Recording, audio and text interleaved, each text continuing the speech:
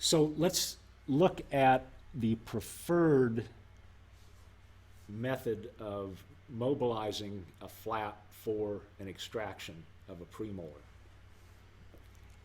If I could choose how I want to create this flap, I want to create it so it makes it such that I've got the least amount of work to do when I'm closing it. But I still get enough access to remove bone without tearing the tissue up. So when we're making our approach initially, what we're going to try to do is an envelope flap. And an envelope flap is just as it sounds. An envelope flap is where we're literally, like we open an envelope and we're looking down inside of that envelope at the bone that covers the tooth root. So in order to get enough mobility to extract this fourth premolar, if I were going to extract that tooth, what I'm going to do is I'm going to start an incision somewhere around here in the sulcus, where my scalpel's straight up and down, and I'm placing that 15 blade down into the sulcus to the bone. Now, you have to be careful when you're doing that. When I say straight up and down, I don't mean literally 90 degrees from the palatal mucosa. I mean straight up and down and angling a little bit toward the bone and not down into the tissue, because if we put this straight down in, there's a good chance that we're going to go straight through the gingiva. So you want to angle it toward the root tip so that you make sure that you're hitting that bone and not going through the tissue. It's very easy to do that. It's not, you'll never run into problems if you remember. You just need to angle it down like you're trying to hit the base of the tooth and the bone interface. And you can look at a skull if you have questions about how that interacts, because it will gradually come off at the cemento-enamel junction at the marginal bone level. It will gradually come off, but it gets thicker as you go down toward the central part of the mandible. So you just want to make sure that you recognize that, and you're not placing that scalpel at straight down where it's going to come through the tissue. That being said, we start in the sulcus, we go up here into where the papilla is, maintaining that papilla. So we kind of make a little divergence here and then come back this way in the sulcus, back up here, back down there, and then down to about that region. And then what I would generally recommend is just take your scalpel and kind of walk that gingiva off the edge of the bone to start with, before we start with the periosteal elevator. You've got a lot of control with that scalpel, and you're maybe getting a millimeter, if that, maybe a half a millimeter head start, so that when you put that thicker periosteal elevator in there, it's not as likely to tear through the tissue. You've got a little bit of a head start against all of this, so you've already elevated maybe up to a millimeter or so away from the bone.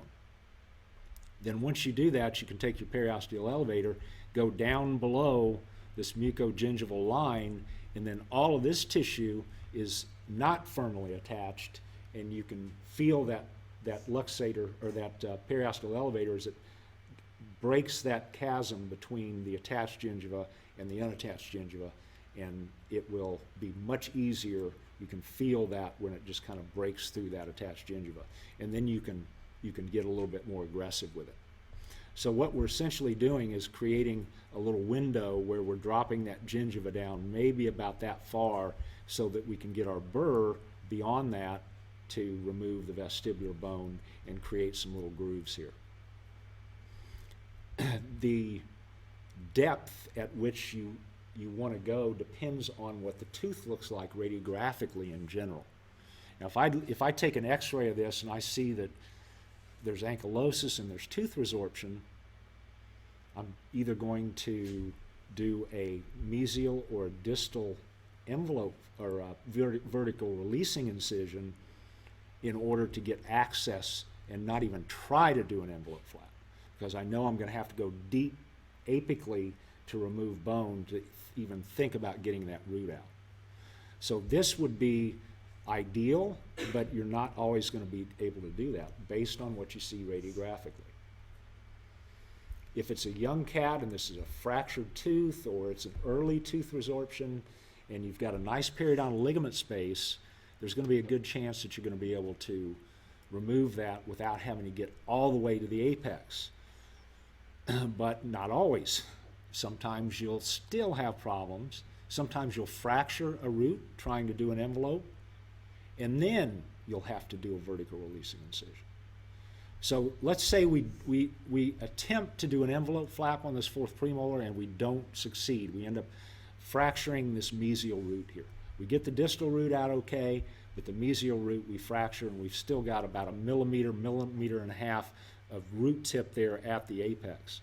What I'm going to do is I'm going to start on this line angle right adjacent to this tooth, on the tooth next to it, on the third premolar, and I'm just going to diverge an incision down about that far. And what that's going to do, it's going to allow me to open all this up so that I can safely use my periosteal elevator to retract that tissue apically and paint away all of the bone all the way to the root tip. And that way I can remove the root tip. So ideally, use an envelope, but you can't always do that. Now, if we're looking to extract this whole quadrant, if all of these are affected with periodontal disease plus or minus tooth resorption, then what we're going to do is we're just going to come up here and make an incision all the way down like this. And we don't even have to worry about these papilla. We can just take and do a straight, nice incision all the way down, all the way up here, so that when we go to close, we've got a nice line. We don't have any fimbriation on the margin of that tissue. We can just close it directly with the lingual mucosa. And we don't have to worry about getting far enough down because we're going to be exposing all the way to the apex when we do that. Very easy to get exposure that way.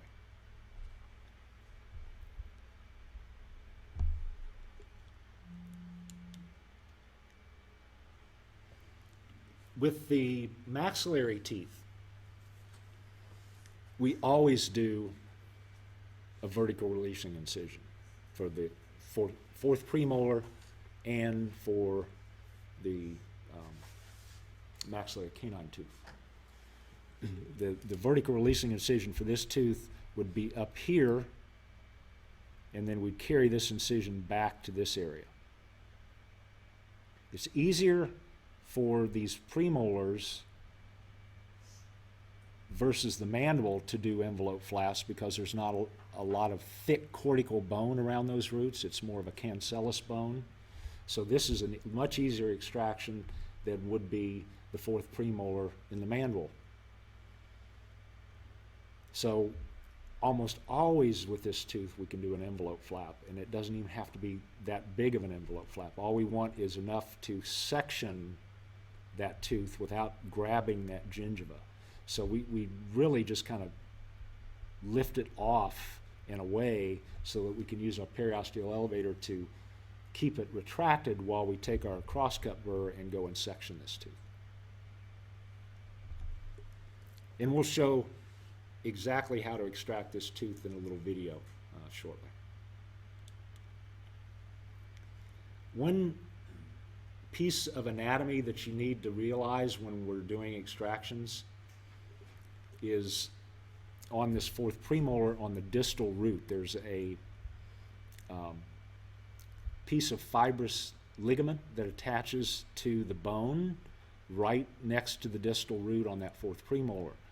So many times that bone starts to get thicker right there at the apical 2/3 of that tooth root, and consequently what you can do instead of macerating this is you can take your burr and go up underneath and create a ledge of bone, still see that distal root, and then work up under that ledge to put your groove in the mesial and distal aspect around the root so that you can get your luxator in and get that out of there. If you have to, sometimes you need to either elevate that and excise it, or just use your burr to cut through it in order to get access to that distal root.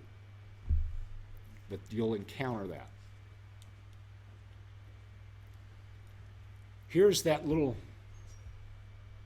maxillary molar. This is the left maxilla. The patient's, here's the palate, so we're facing it apically. Here's the cusp of the teeth.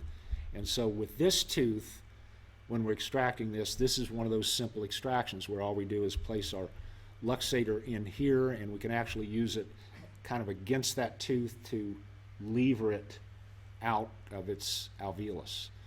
Very simple to get this tooth out most of the time. And you can see this on radiographs where you see a periodontal ligament space that's enlarged. You can also use your probe, your periodontal probe, to try to manipulate it to see if it's mobile. If it's mobile at all, it should be extracted.